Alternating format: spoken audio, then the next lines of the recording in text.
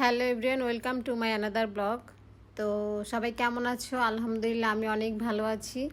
আসলে এই সেমাইটা হয়তো অনেকেই পছন্দ করে, বাট আমি পছন্দ করি না। আমাদের 2 প্যাকেট সেমাই নিয়ে আসছিল। তো আসলে খাবারগুলো যে একভাবে রান্না করতে হবে এমন কোনো বিষয় না। যে কোনো খাবার একটু আলাদা আলাদাভাবে রান্না করলে কিন্তু খাবারের টেস্টটাও ভালো লাগে, প্লাস খাবারটাও নতুন নতুন লাগে, খেতেও মজা লাগে। তো আমি সেমাইটা খাই না বিধাই রান্না ওভাবে করিনি। তো ভাবলাম যে অন্য কিছু আইটেম করি। তো আমি এখানে গরম পানির মধ্যে একদম ফুটন্ত গরম পানিতে দিতে হবে, এবং এটা 1 মিনিট তো রাখা যাবেই না, 30 সেকেন্ড রাখলে খুবই ভালো হয়। আর বিশেষ করে দেওয়ার সঙ্গে সঙ্গে যদি নামাই ফেলা হয় আরও বেটার হয়, কেননা এটা বেশি সিদ্ধ করলে তো ভর্তা হয়ে যাবে, তখন কিন্তু কোনো আইটেমই করা যাবে না, তখন ভর্তা বানিয়ে ভাত দিয়ে খেতে হবে। তো অবশ্যই কেউ চাইবে না। আমি 30 সেকেন্ডের মতো রাখছি, তারপরও আমার এগুলো একটু বেশি সিদ্ধ হয়ে গেছে। আর এটা আমি খাই না কেন এখন বলি, এই যে দেখতে যেন আমার কাছে কেমন একটা লাগে, আর এটার ফ্লেভারটা আমার কাছে ভালো লাগে না, এই কারণে তো এই কারণেই খাই না। আসলে সব খাবার যে সবার ভালো লাগবে এটা কোনো বিষয় না। তো আমি এখানে পেঁয়াজ মরিচ ভালো করে ভেজে নিয়েছি, তবে এখানে মরিচের পরিমাণটা অনেক বেশি দিতে হবে, কেননা এগুলো অনেক মিষ্টি লাগে।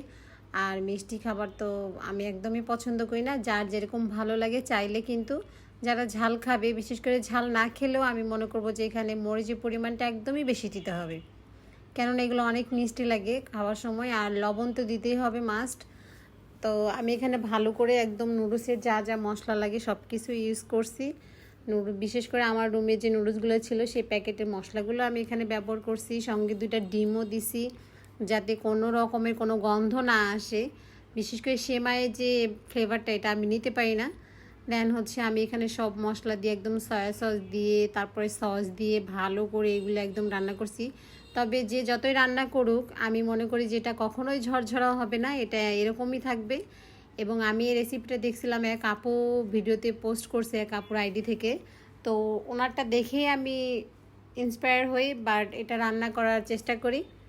তবে মাশাআল্লাহ ভালোই রান্না করতে পেরেছি।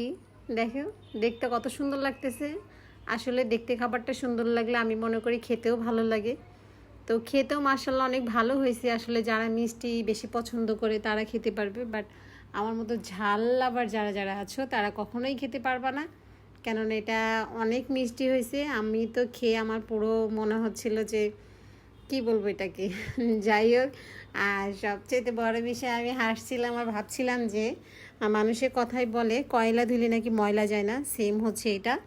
যে আমি সেমাইটাকে যত নুডলসের মতো রান্না করতে চেয়েছি, বাট সেটা হয়নি, কেননা সেমাইয়ের যে ফ্লেভারটা ছিল সেটা রয়ে গেছে। আমি মনে হচ্ছে সেমাই খাচ্ছি, শুধু এখানে আমি নুডলসের মতো করে রান্না করছি, এটাই হচ্ছে বড় বিষয়। তো যদি কারো ভিডিওটা ভালো লাগে সবাই বাসায় ট্রাই করে খেতে পারো। সবাই ভালো থাকো, সুস্থ থাকো। নেক্সট ভিডিওতে আবার সবার সাথে দেখা হয়ে যাবে, ততক্ষণ সবাই ভালো থাকো। আল্লাহ হাফেজ। তো আজকের ভিডিওটা এই পর্যন্তই।